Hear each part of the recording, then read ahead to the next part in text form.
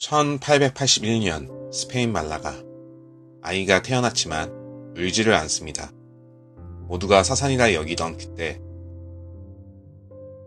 삼촌이 아이에게 담배 연기를 뿜자 그제야 울기 시작합니다.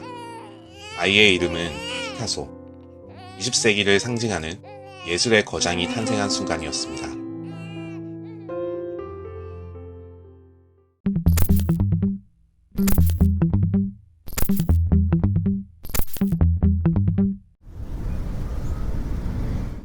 피카소는 말을 배우기보다 그림을 먼저 시작했고 처음 내뱉은 단어가 자그마치 연필이었다고 합니다.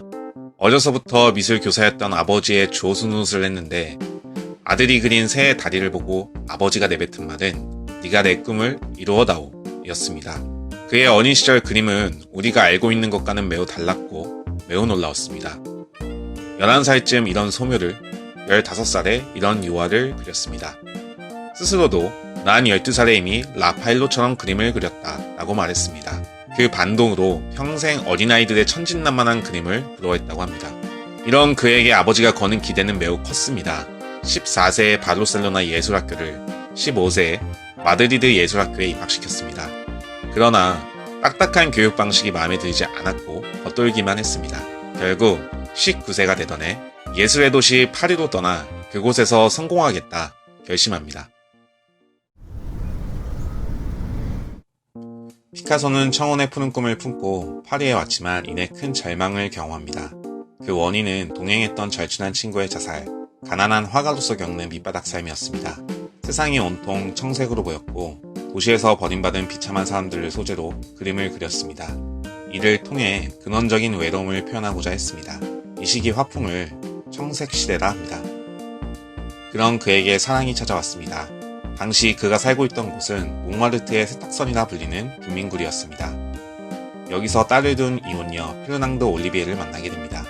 피카소는 그녀에게 특별한 감정을 느껴 그림의 모델이 되어줄 것을 간청했고 이내 둘은 사랑에 빠져 같이 살게 됩니다. 외출할 구두도 없을 만큼 찢어지게 가난했지만 피카소는 행복했습니다. 이는 자기 미술에 대한 자신감으로 이어졌고 화사한 색깔의 그림을 주로 그립니다. 또한 유랑 서커스에 빠져 그림 소재로 사용합니다. 이 시기 화풍을 장밋빛 시대라 합니다. 이처럼 피카소는 주변의 영향을 받으며 그림을 그려나갔고 곧 작가로서 자신을 크게 성장시키는 인물을 좋아하게 됩니다. 19세기를 관통한 사진의 등장과 발전은 미술계에 엄청난 충격을 주었습니다. 사실성을 중시하던 기존 고전 미술이 어떻게 해도 이길 수 없는 상대가 나온 것입니다. 19세기 후반에 이르러 사실 재현이냐, 주관 반영이냐, 선택의 기로에 서게 됩니다. 여기서 관습에서 벗어나 혁신을 추구하는 예술인을 프랑스에서는 아방가르드라 불렀습니다. 이는 전투시 선두에서는 전이대를 뜻합니다. 당시 대표적인 아방가르드 작가로 앙리 마티스가 있었습니다. 젊은 피카소는 살롱에서 그의 작품을 보고 자기만의 길을 가는 마티스에게 간판하면서도 강한 경쟁심을 느꼈습니다. 얼마 후 미국 부호의 자식들이자 파리 유학 중이던 리오, 버트루드 스타인 남매가 파티를 열면서 자신들이 후원하던 예술가들을 초대했습니다. 이때 피카소와 마티스는 처음 만나게 됩니다. 스타인가의 벽면에는 마티스의 그림이 걸려 있었고 이걸 본 피카소는 자존심이 상해 더 멋진 그림을 그려 스타인가에 바치겠다 결심합니다. 그리고 거트루드 스타인의 초상이 탄생합니다. 이 그림을 본 사람들은 전혀 닮지 않았다고 했지만 피카소는 결국 그녀가 그 그림을 닮을 거다 라는 말을 남깁니다. 마티스와 피카소는 동료이자 라이벌로서 교류를 이어나갔고 서로에게 영향을 받으며 현대미술의 거장으로 성장합니다. 이 거장들의 평가는 이렇습니다. 마티스는 미술에서 색을 해방시켰고 피카소는 미술에서 형태를 해방시켰다.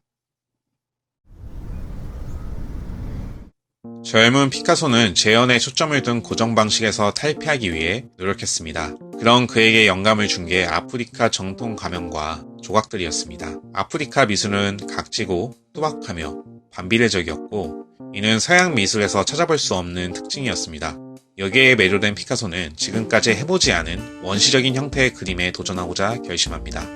또한 피카소는 폴 세잔에게도 영향을 받았습니다. 세잔은 왼쪽과 오른쪽 눈이 바라본 사물은 다르며 이것이 세계의 진실이라 믿었습니다.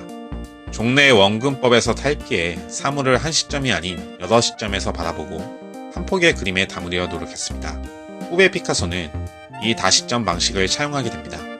1년간의 연구와 연습을 거듭해 1907년 대작 아비뇽의 처녀들이 탄생합니다. 스페인 아비뇽 사창가를 소재로 한 이 그림은 아프리카의 원시성, 폴세잔의 다시점이 잘 드러나 있습니다.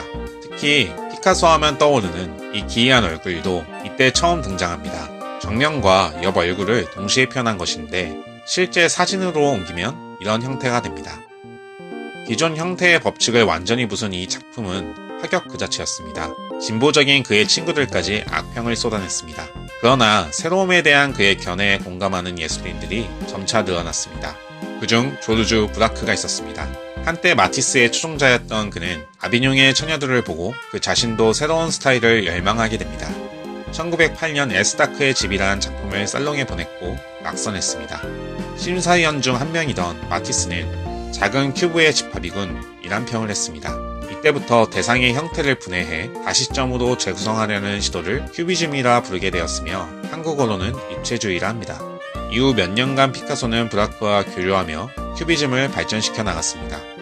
변화의 기로에서 혁신을 선택했던 이 화가는 새로운 개념과 장르를 개척했다는 점에서 높은 평가를 받아 살아생전의 막대한 부와 명성을 얻습니다. 피카소는 미술계에서 성공한 이후 사회적으로 영향을 미쳤습니다. 1937년 피카소가 분노하는 사건이 발생합니다.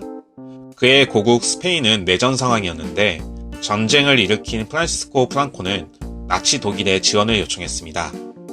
독일 공군은 스페인 게르니카라는 마을에 폭격을 가했고 죄없는 민간인 1600명이 사망하게 됩니다. 피카소는 민간인 학살을 고발하기 위해 게르니카라는 대작을 그렸고 그에 열린 파리 세계 만국 박람회에 전시하게 됩니다. 이 그림은 전쟁의 잔혹함을 알리는 대표적인 반전 그림으로 널리 알려졌습니다. 이후 2차 세계대전이 일어나고 독일은 파리를 점령하는데 나치 장교 한 명이 피카소를 찾아가 게르니카를 가리키며 물었습니다. 저거 당신이 한 것인가? 아니, 당신들이 했지. 피카소는 살아생전에 스페인이 민주화되기 전에는 게르니카를 스페인에 걸 수 없다고 주장했습니다. 피카소가 죽고 나서도 그의 유지는 이어졌고 1981년이 되어서야 이 걸작은 미국에서 스페인으로 반환되었습니다. 모두의 머릿속에 있는 평화의 상징도 피카소가 만들었습니다. 1949년 프랑스 공산당원이었던 피카소에게 세계 평화회의 홍보 포스터 의뢰가 들어옵니다. 그는 어린 시절 말라가 광장에서 자주 보던 비둘기를 소재로 삼아 포스터를 그립니다. 이 비둘기는 우표로도 제작되어 발행되었고 우리에게 평화의 상징으로 인식되었습니다. 여담으로 피카소의 비둘기 사랑은 극진하여 자신의 딸 이름을 스페인어로 비둘기를 뜻하는 팔로마라 짓기도 합니다. 일생을 예술에 바쳤던 피카소는 살아생전 3만여 점의 작품을 세상에 남겼습니다. 또한 새로운 변화를 추구하며 예술의 새로운 지평을 열었고 후대 예술가들이 자유로운 창작을 하는데 영향을 미쳤습니다. 지금까지 20세기 최고의 거장 피카소 이야기였습니다.